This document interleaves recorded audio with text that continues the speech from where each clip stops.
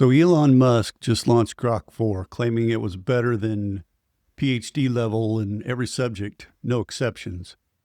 Just one day after an earlier Grok version had melted down and called itself Hitler. Oh, I need my glasses. Meanwhile, Microsoft boasted they saved $500 million using AI in call centers while laying off 15,000 employees and claiming productivity wasn't a predominant factor in the job cuts. Welcome back, BS Truth Seekers. Today we're exposing the most profitable business model in tech, manufacturing both panic and salvation at the same time. The prophets of profit aren't just predicting the future, they're selling tickets to contradictory versions of it. And the Grok 4 hype train is just the latest example of how the game is played. And yes, I got rid of my teleprompter because I wasn't fooling anybody. You all knew I was reading it anyway, so now I'm just going to read it because I can't memorize it because I'm old and my brain doesn't function anymore. Or at least it doesn't memorize. And it used to. I used to be able to memorize. That's how I learned in schools, memorizing everything. I didn't have a photographic or eidetic memory or whatever it's called. I just had, for some reason, I could remember lots of words, lots of figures, anything. Anyway, isn't that interesting? As BS Truth Seeker Matthew Clear brilliantly observed in one of our comment sections, talking about AI alone is a mistake. This is primarily about automation. AI is only a part of it. Automation of paperwork, data entry, boilerplate coding is actually near perfect. Why? Because it just ain't that hard. The race for AGI and the race to automate are happening at the same time, but the latter is proven for many tasks. It's proven already, while the former is a question mark, AGI, ASI. And this distinction between automation and AI is the key to understanding the entire technological shell game that we're talking about here.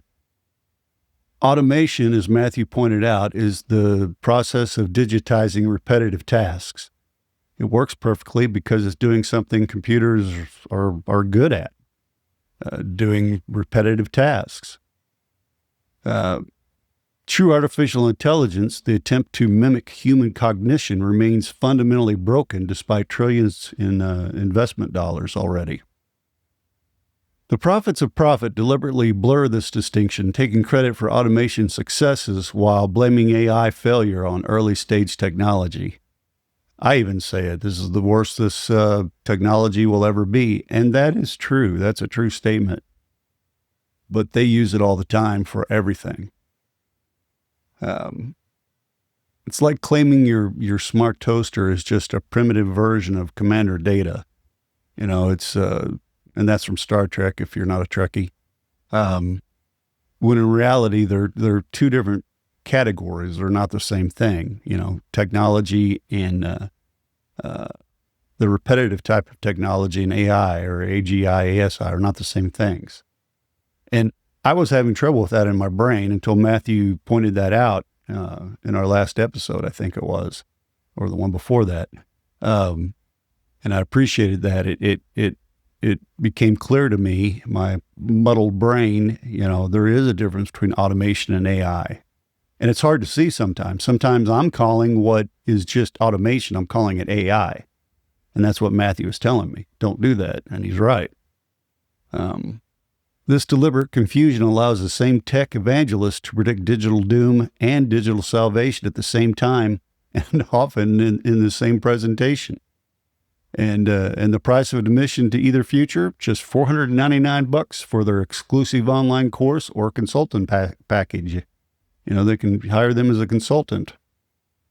And please don't forget to hit that thumbs up, and which is the like button, and subscribe if you haven't to this channel. I really would appreciate it. It gets our message out to more people, helps us explain to more people what's really going on.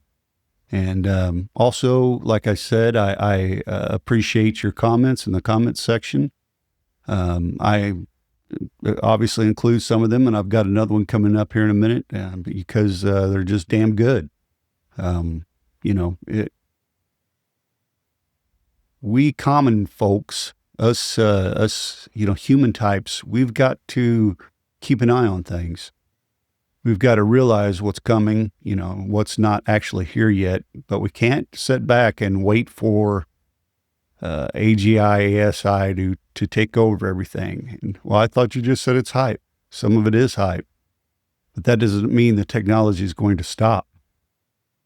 It just means that we're confusing technology or AI with common tech at the moment. And as I said in a past episode, use this time right now to learn all you can, take some courses, learn the terminology, get up to speed on AI, even if it's not coming by 2027 as some promised.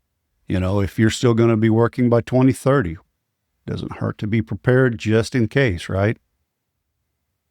Okay. And again, appreciate the comments, even the ones that point out I'm an idiot. That's fine. Nothing wrong with being right. So now let's examine the Microsoft paradox. It's a perfect case study in technological doublespeak.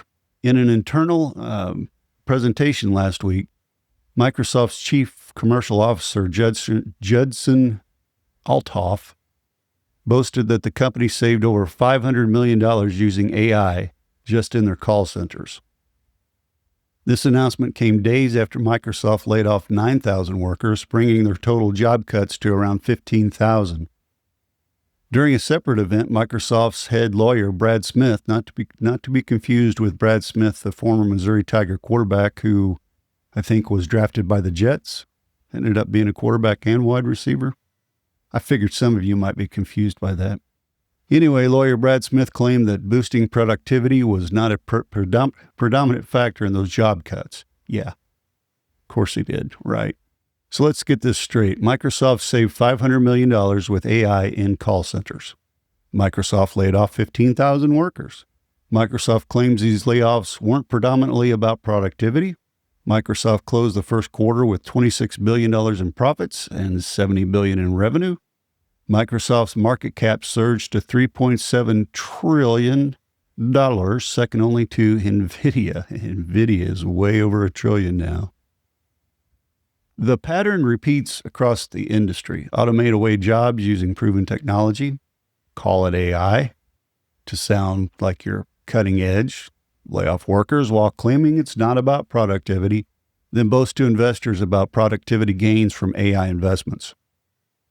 The tech discourse swings between two extremes.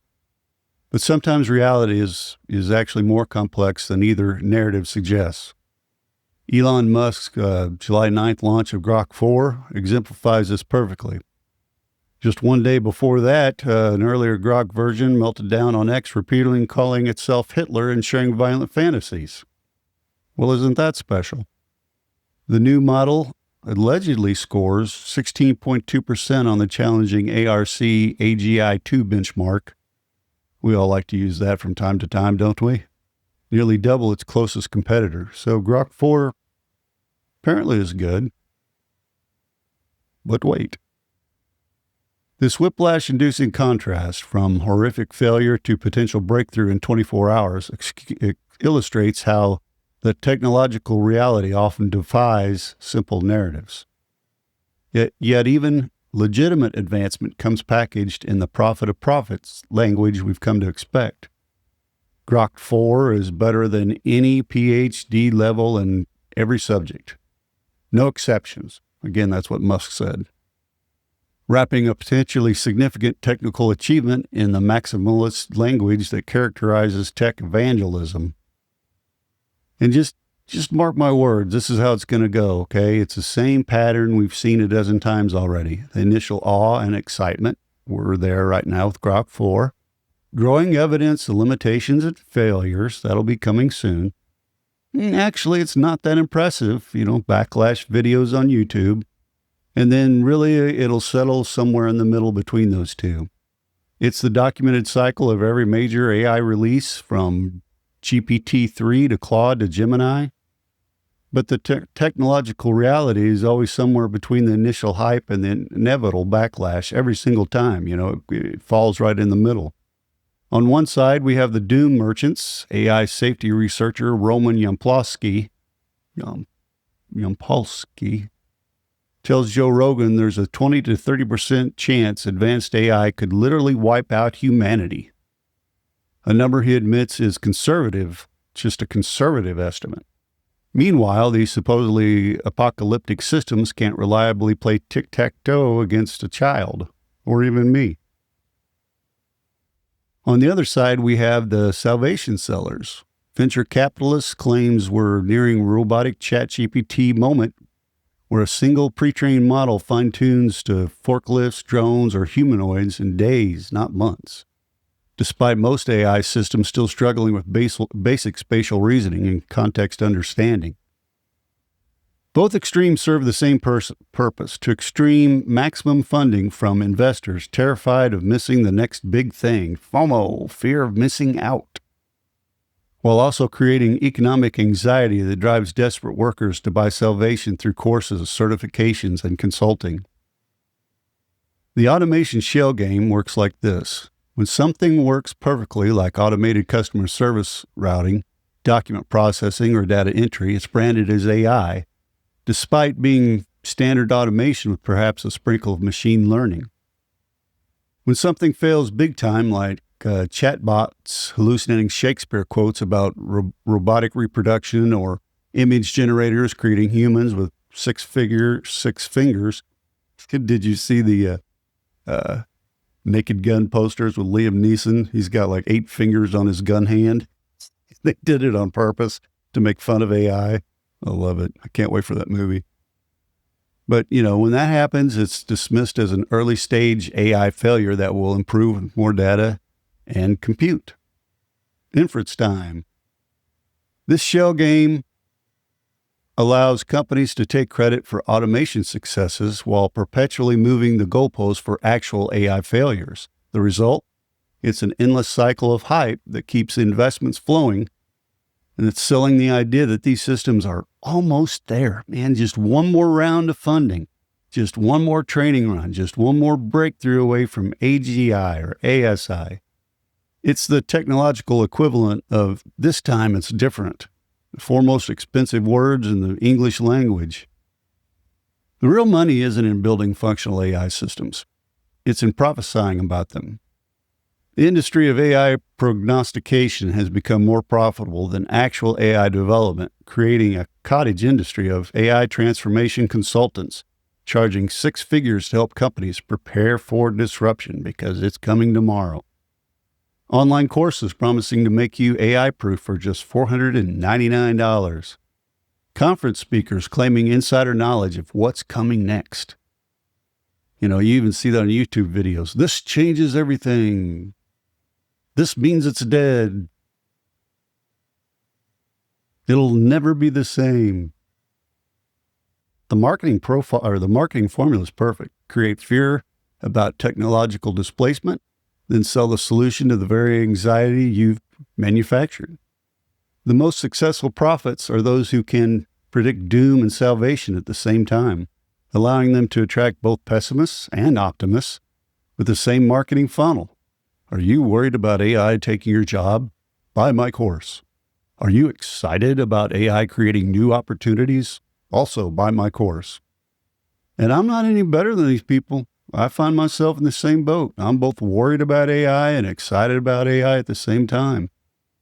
I mean, just look at my channel episodes. You just go back. I've gone from saying that AI is going to take over the world to AI can't even tie its own shoes. Just look back over mine. I mean, I'm not any better than they are. I'm just saying that's what's going on. I find myself thinking about how nice it would be if AI could do this for me in a certain situation. Like if I have computer programs, hey, ChatGPT, what's going on with my computer? Fix it.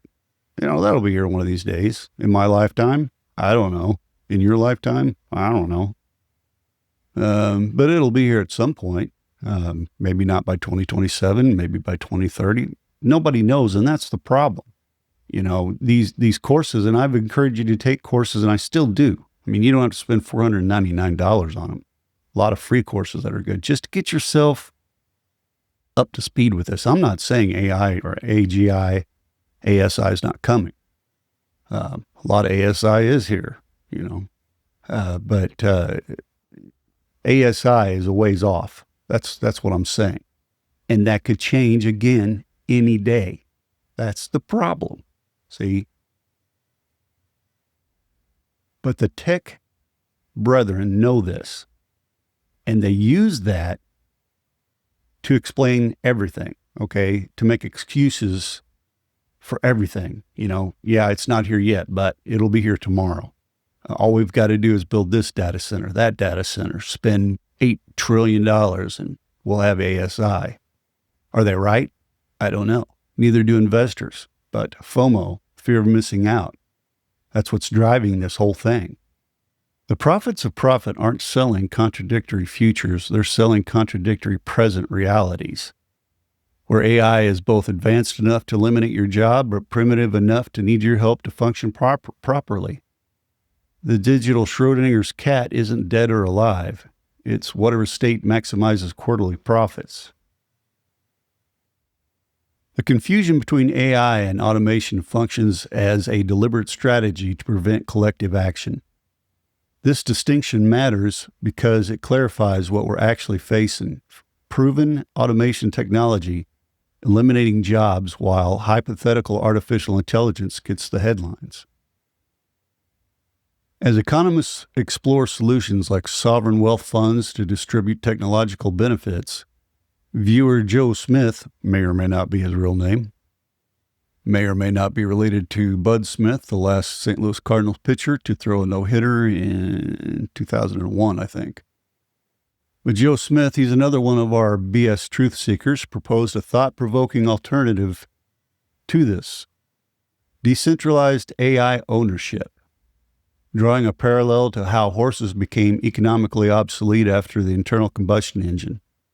Joe suggests that when machines outperform humans across all dimensions, we need to fundamentally rethink ownership structures. The solution requires rejecting the deliberate confusion that prevents us from making technology work for everyone. This means clear distinction between automation and AI in public discourse, transparent reporting on the actual capabilities and limitations of systems, worker participation in decisions about technological implementation, fair distribution of productivity gains from successful automation, and rethinking ownership structures for technologies that threaten to make human labor obsolete. The digital extinction remains a choice we're making collectively by allowing the prophets of profit to define our technological future based on what generates the most consulting revenue, rather than what creates the most human benefit. The prophets of profit thrive in the gap between technological reality and technological fantasy. As long as we allow them to blur the lines between working automation and broken AI, they'll continue selling contradictory futures, where technology eliminates all jobs and creates unprecedented prosperity for them at the same time. The first step toward a better technological future isn't buying their courses. It's seeing through their shell game. And I'll see you in the next episode, you BS truth seekers.